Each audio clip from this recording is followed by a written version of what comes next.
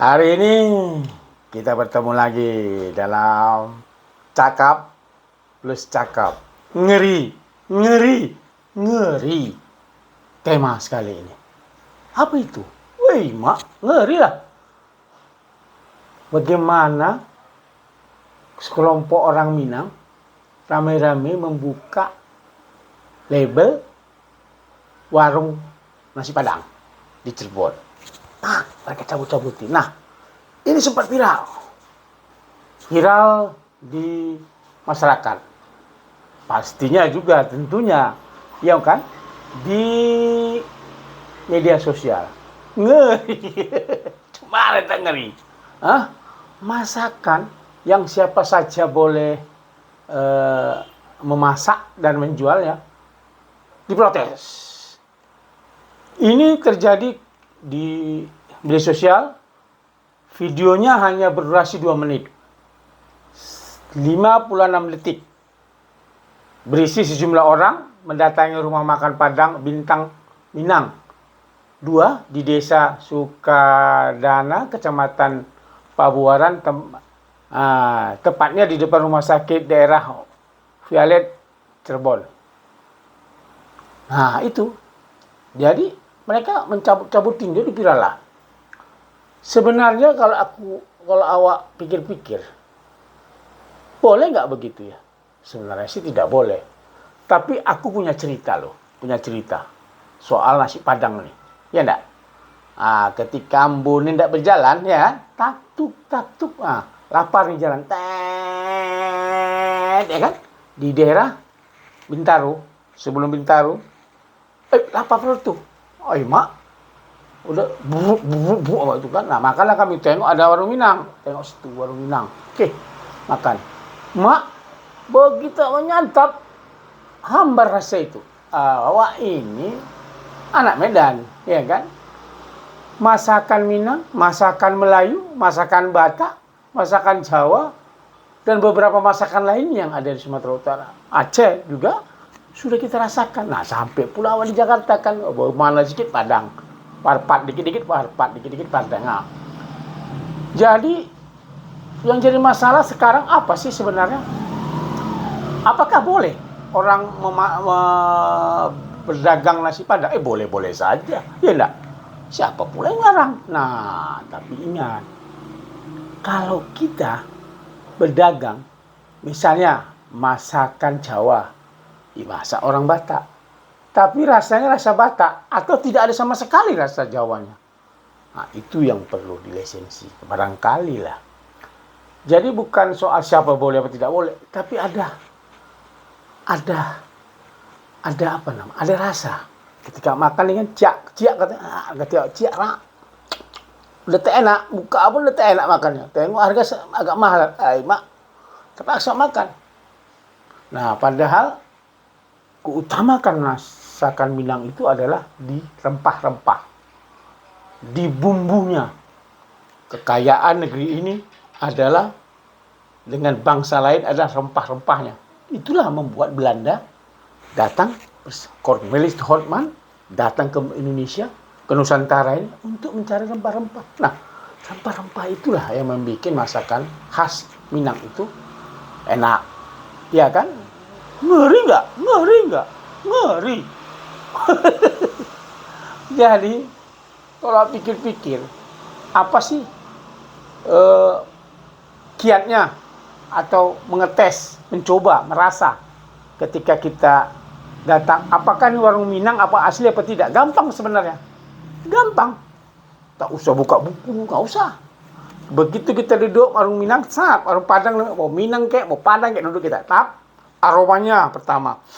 Aroma ada beda itu. Aromanya itu udah agak-agak langkuasnya, kunyitnya udah mulai nampak, mulai itu udah Minang. Apalagi pas dimasak kan. Kedua, begitu kita masuk, tak banyak cakap, tak banyak omong, langsung dikasih teh. Nah, ini udah pasti Minang. Karena orang Sumatera, kok datang ke warung pasti dikasih minum. Tidak ditanya, Mas, mau minum apa? Kopi apa? Nggak ada itu, nggak ada. Pasti air, teh dulu, baru Ditanya, mau tambah apa minumannya, itulah baru dihidangin. Mau apakah dia prasmanan, apakah dihidangin, apakah dia satu-satu dimasak, itu jadi masalah. Nah, ini yang menjadi masalah.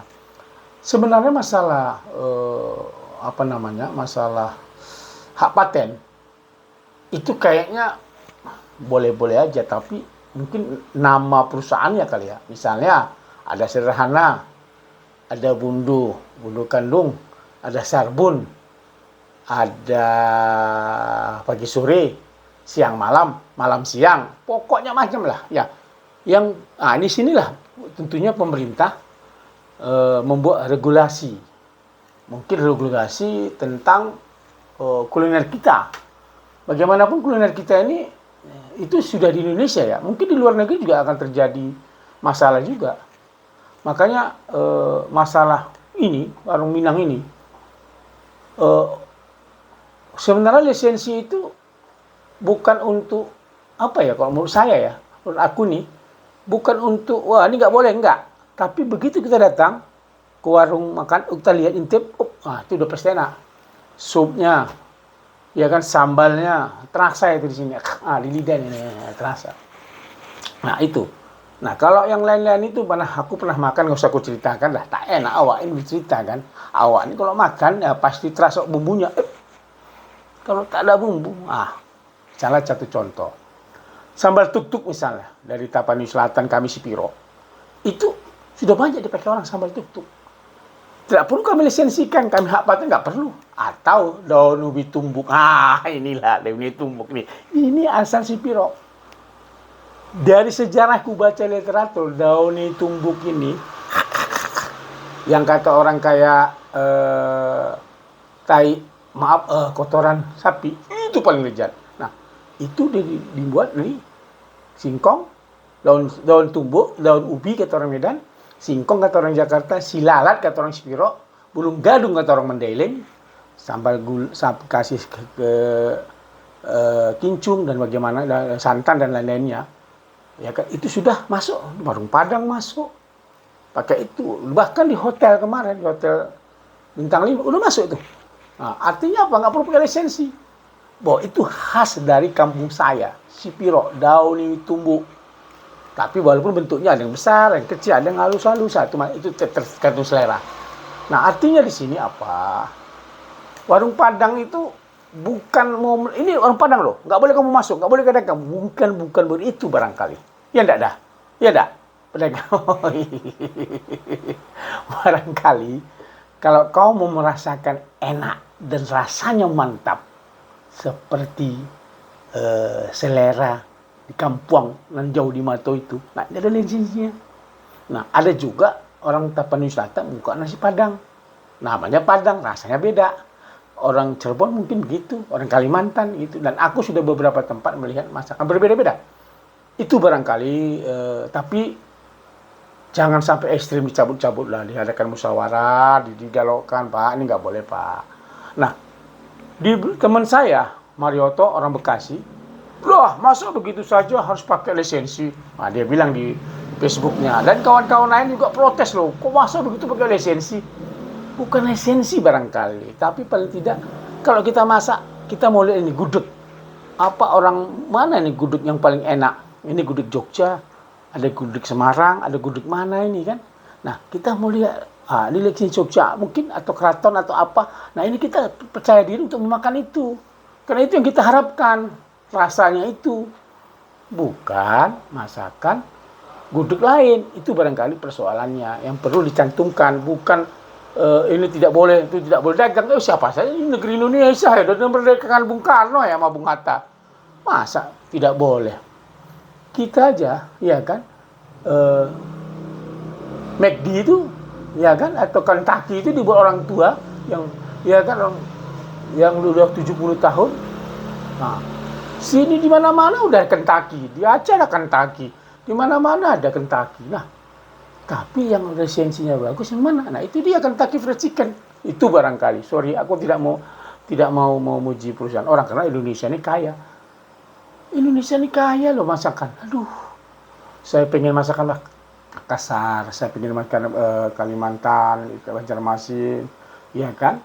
Lele dibakar itu, gabus dibakar, ya kan?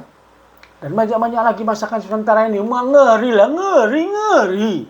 Kalau kita bahas, waduh, mak pucat awak. Banyak kali makanan yang perlu kita lestarikan. Eh, tapi yang paling penting, kalau yang namanya gudeg, standarnya itu harus ada. Itu barangkali.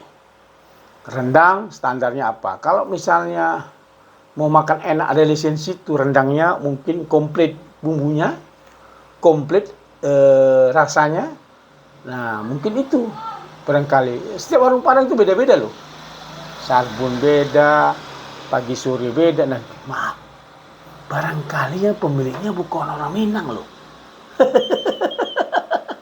Tapi kita pengen rasanya. Orang Sumatera itu rasa itu. Bak kata orang Melayu, biar rumah mau rubuh, asal gulai lemak. Artinya apa? Biar rumah mau mereng-mereng gitu, asal enak masakannya. Nah, itu yang penting. Aduh, pikir pun ngeri-ngeri sedap ini. Jangan sampailah sejumlah tokoh seperti Ketua Harian Dewan Pusat Ikatan Keluarga Minang, IKM, juga menyampaikan keprihatinannya terhadap tindakan razia yang dilakukan oleh Ormas terhadap beberapa rumah makan Padang di Cirebon atau di beberapa lainnya.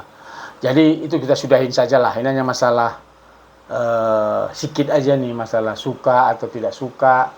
Ada label itu tadi. Label itu atau lisensi itu bukan lisensi sebenarnya seperti Kentucky Fried Chicken. Paling tidak saya inilah anak Medan ya kan, kepengen masakan Makassar.